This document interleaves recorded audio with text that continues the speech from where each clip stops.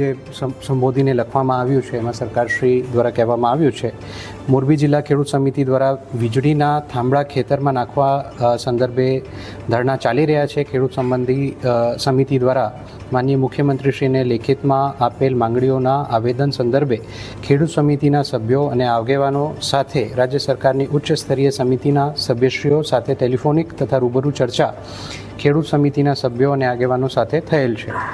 વહીવટી તંત્રના વડા તરીકે આપે પણ ખેડૂત સમિતિઓની વિનંતી કરેલ છે। ખેડૂતોના વિશાળ હિતમાં રાજ્ય સરકાર રાજસ્થાન સહિત અન્ય સરકારની તુલનામાં ખુલ્લા મનથી નિર્ણય કરવા માંગે છે। સમિતિના સભ્યશ્રીઓએ ટેલિફોનિક ચર્ચા દરમિયાન વાતચીત થયેલ છે। ટેલિફોનિક બાબતો ટેકનિકલ અને કાયદાકીય હોય જેનો ઉકેલ ચર્ચા વિચારણા અને સંવાદ વગર કોઈપણ રાજ્ય અને દેશમાં સંભવ નથી। એનાથી આપ સૌ વિદિત છો। દેશમાં અને દુનિયામાં બનેલી ઘટનામાં પણ હમણાં આપે જોયું છે કે સંવાદ અને ચર્ચા વગર ઉકેલ સંભવ નહોતા। રાજ્ય સરકાર પણ ચર્ચા સંવાદ કરીને માંગણીઓનું આખરી સ્વરૂપ આપવા માટે તૈયાર છે।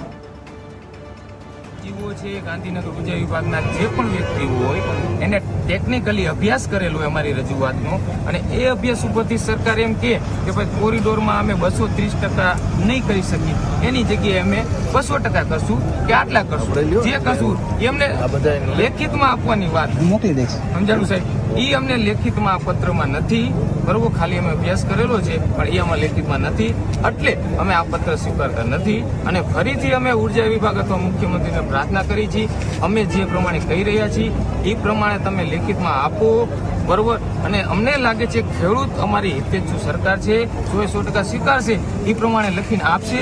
અમે ખેડૂત જવા તૈયાર છીએ, કમિટી જે કહેશે એ પ્રમાણે।